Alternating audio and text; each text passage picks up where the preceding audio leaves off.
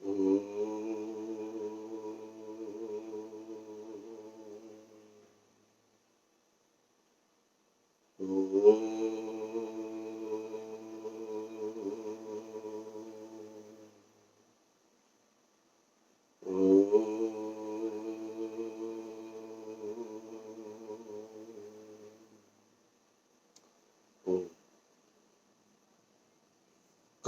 हम चर्चा कर रहे थे कि शांति पाठ के मंत्र के अंत में ओम शांति शांति शांति 3 बार शांति का प्रयोग किया जाता है बोलने का।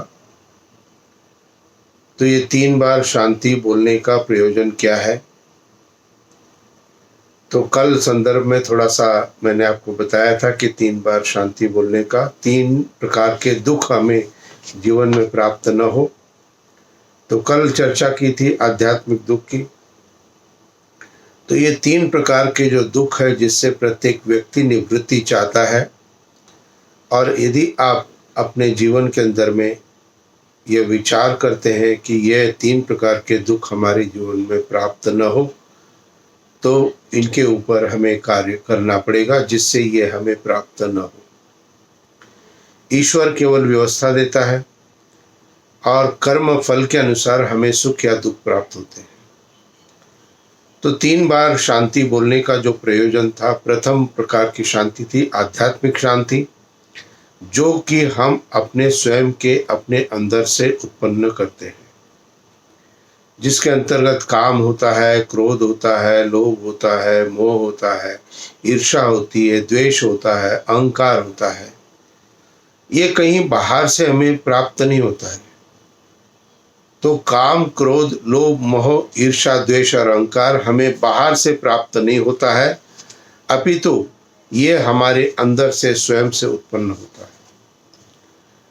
तो यदि हम चाहते हैं आध्यात्मिक दुख हमें प्राप्त न हो, तो हमें अपने अंतःकरण को शुद्ध और पवित्र बनाना पड़ेगा। तो इसकी चर्चा हमने कल की थी। आज दूसरा जो दुख है वो है आदि भौतिक दुख। आदि भौतिक दुख से तात्पर्य है कि यह दूसरे प्राणियों से प्राप्त होता है। पहला जो दुख था ये आप अपने स्वयं से उत्पन्न करते हो, और दूसरा दूसरे प्राणियों के से उत्पन्न होता है, अर्थात दूसरे प्राणियों के माध्यम से हमें प्राप्त होता है। तो आदि भौतिक दुख जो है, दूसरे व्यक्ति जब भी हमें कुछ कहते हैं, जो भी कोई परिस्थितियां बनती हैं और उन परिस्थिति के अंतर्गत हमें जब दुख प्राप्त होता है, तो ये दुख जो है आदि भौतिक दुख के अंतर्गत आता है। और तीसरे प्रकार का जो दुख है वो है आदि दैविक दुख। आदि दैविक दुख से तात्पर्य है कि जैसे आपको शब्द से पता है, दैविक यानी कि दैवीय, जो भी दैवीय प्रकोप है, अर्थात ईश्वर की तरफ से जो भूकंप आदि आते हैं, अत्यधिक बाढ़ वगैरह आती है, अत्यधिक सभी चीज़ों की अत्यधिकता प्रकृति के रूप में हमें प्राप्त होती है। तो ये सभी जो है दैवीय दुख के रूप में हमें प्राप्त होते हैं। तो 3 बार शांति जो बोलने का प्रयोजन है कि 3 प्रकार के दुखों से हमारा यह जीवन मुक्त हो सके। और ये तीनों प्रकार के दुख है आध्यात्मिक, आदि भौतिक और आदि दैविक। और इनके उपाय भी हमारे पास में है। एक एक विषय पर विस्तृत व्याख्या मैं बाद में अपने वीडियो में आपको करूंगा, लेकिन आज केवल मात्र ये समझिए कि शांति पाठ में सर्वत्र शांति की मंगल कामना की प्रार्थना है। सब प्रकार से हम शांति चाहते हैं, लेकिन मुख्य बात यह है क्या उस शांति के लिए हम अपना प्रयत्न करते हैं या नहीं करते हैं। ओम शांति है शांति है शांति हम 3 बार तो प्रयोग करते हैं, लेकिन हम केवल मात्र प्रार्थना इससे कर रहे हैं। क्या कर रहे हैं? प्रार्थना। किससे कर रहे हैं? ईश्वर से। और क्या कह रहे हैं? ओम शांति शांति शांति। अब ईश्वर ने प्रार्थना सुन ली। अब ईश्वर आपकी प्रार्थना का फल आपको तब प्रदान करेगा जब आप इन तीनों प्रकार की शांति को अपने जीवन में प्राप्त करने के लिए प्रयत्न करना प्रारंभ करोगे। और यदि आप अपने जीवन में शांति के लिए कोई भी कार्य नहीं करोगे तो आप कितनी भी प्रार्थना करते चले जाओ, आपको जीवन में शांति प्राप्त नहीं हो सकती है। तो इसलिए हमें अपने उन कार्यक्रमों को, उन कार्यों को अपने जीवन में करना है जो कि हमें इन तीनों प्रकार की शांति से मुक्त कराते हैं। एक परिवार के अंदर में एक व्यक्ति ने मुझे कहा कि आचार्य जी, हमारे घर के अंदर शांति नहीं है। मैंने पूछा, भाई घर में कौन कौन रहता है आपके? बोले जी 3 बेटे हैं, 3 बहुएं हैं, उनके बच्चे हैं, हम दोनों हैं, माताजी पिताजी भी हैं, तो भरा पूरा परिवार एक साथ रहता है। मैंने कहा आपकी चाह क्या है, आपकी इच्छा क्या है, आपकी प्रार्थना क्या है? तो उन्होंने कहा जी मेरी प्रार्थना है कि हमारे घर के अंदर शांति हो। तो मैंने उनसे कुछ प्रश्न किए।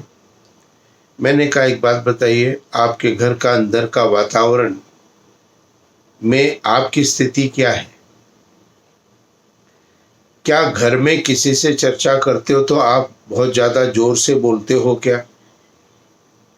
किसी भी बात को, साधारण वाक्य को हम प्रयोग कर रहे तो कहते जी आचार्य जी, जब तक जोर से नहीं बोले कोई सुनता नहीं। तो मैंने कहा कि आप घर के अंदर अत्यधिक क्रोध का प्रयोग करते हो क्या? कहते हाँ जी, क्रोध भी करना पड़ता है बहुत बार, और जब तक मैं ज्यादा क्रोध नहीं करूं उसका असर ही नहीं होता लोगों पर। तो मैंने उनसे कहा कि यदि आप चाहते हो आपके घर के अंदर शांति हो तो आपके अपने घर में, परिवार के अंदर, वार्तालाप के अंदर आपको अपनी वाणी के अंदर संतुलन और सौम्यता को लाना पड़ेगा। आप जो भी बात कहते हो उसको बहुत संतुलन के साथ में, संतुलन के साथ साथ मधुरता के साथ आप बात करना प्रारंभ करें। कहते आचार्य जी कोई सुनेगा नहीं। मैंने कहा नहीं, सुनेंगे सभी। शायद हो सकता है 2 दिन नहीं सुने, लेकिन तीसरे दिन से सुनना प्रारंभ करेंगे, क्योंकि आप बोलेंगे ही धीरे, आप बोले ही मीठी भाषा में। तो पहले जो आपने अपना स्वभाव बना था उस स्वभाव के अनुसार वो कार्य कर रहे थे कि जब तक आप जोर से नहीं बोलेंगे तब तक हम सुनेंगे नहीं। अब आप धीरे बोलते हो तो उनके अंदर ये आदत हो जाएगी कि यह धीरे ही बोला जाएगा और हमें इसको सुनना है। मैंने कहा अत्यधिक क्रोध का प्रयोग बंद कर दीजिए, अत्यधिक क्रोध करना बंद कर दीजिए। सामान्यतः 1-2 वाक्य में क्रोध को प्रकट कर दीजिए और फिर अपना सामान्य हो। उनका आचार्य जी उपाय कारगर है क्या? मैंने कहा बिल्कुल है, क्योंकि अत्यधिक क्रोध से हमें उन स्थितियों का रिजल्ट प्राप्त नहीं होता है जिसके लिए हम क्रोध करते हैं।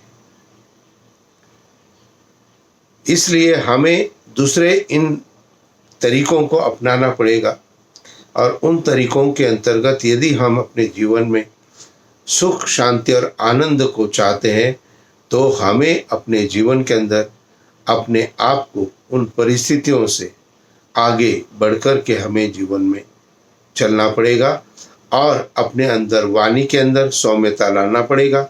अत्यधिक क्रोध का प्रयोग हमें बंद करना पड़ेगा।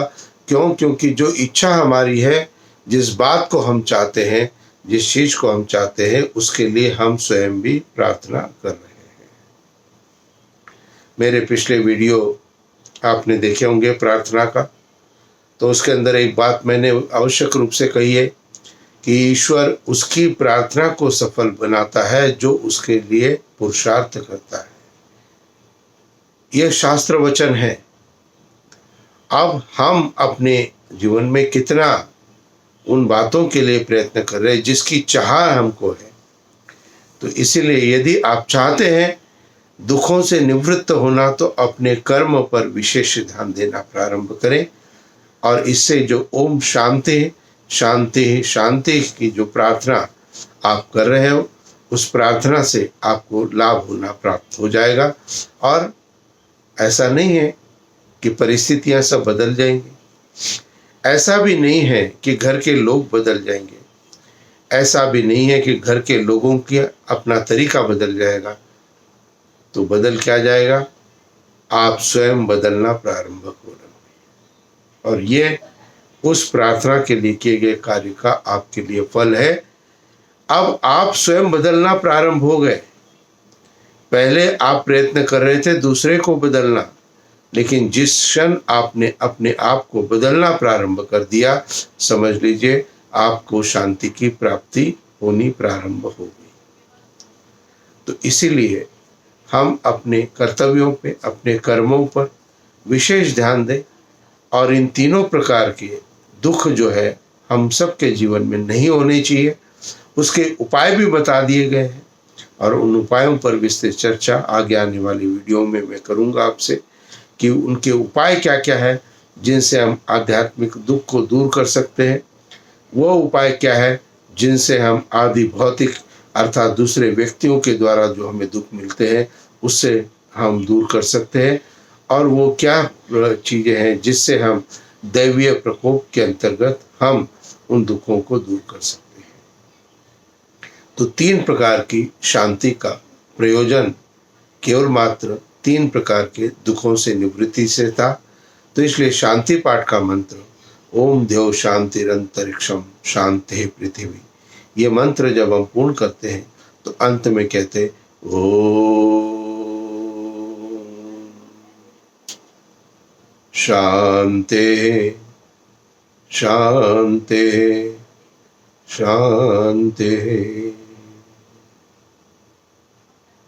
इसको बोलना भी इतना शांत तरीके से है, ऐसा नहीं है कि जल्दी जल्दी हम बोल रहे ओम शांति शांति शांति बस।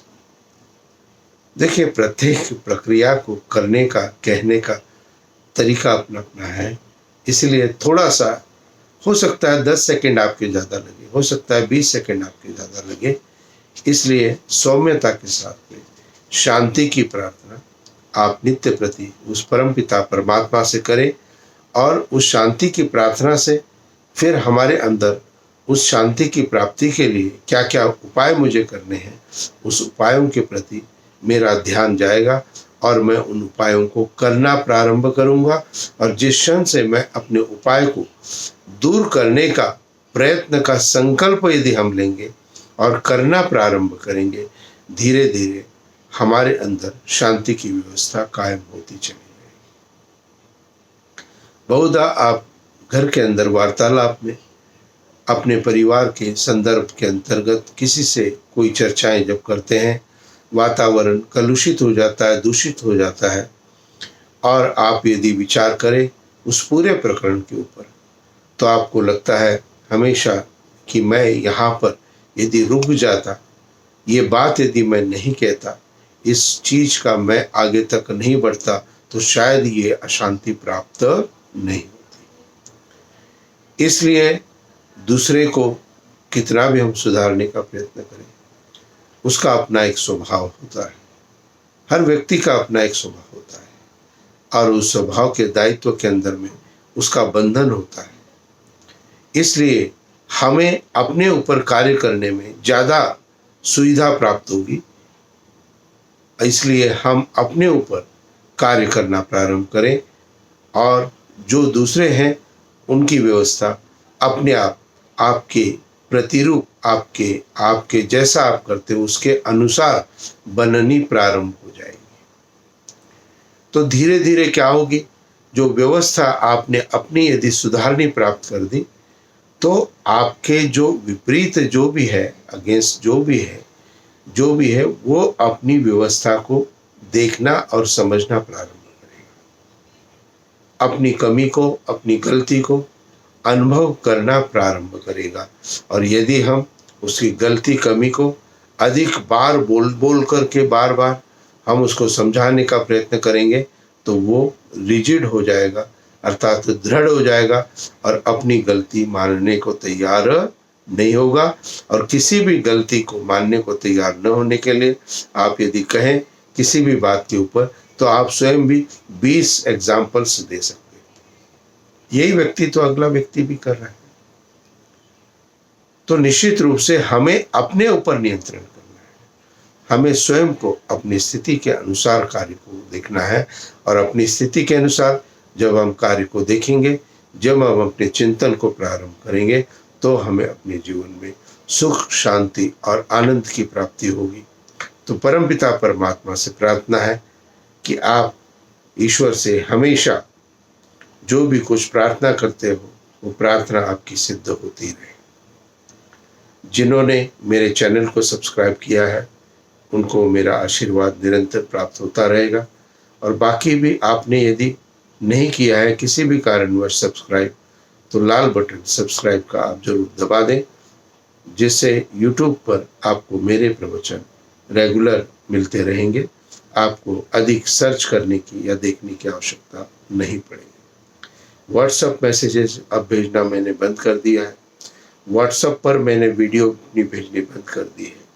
तो एक ही सोर्स आपके पास रहता है, वह है YouTube का।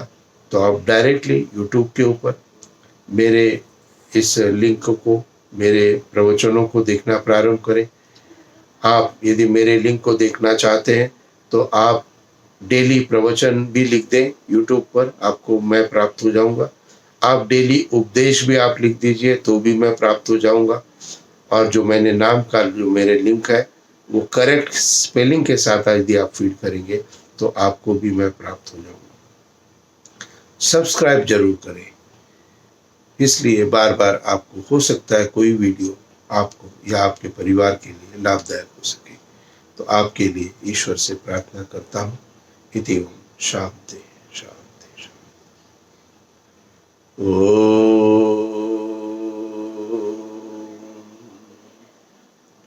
शांति शांति शांति।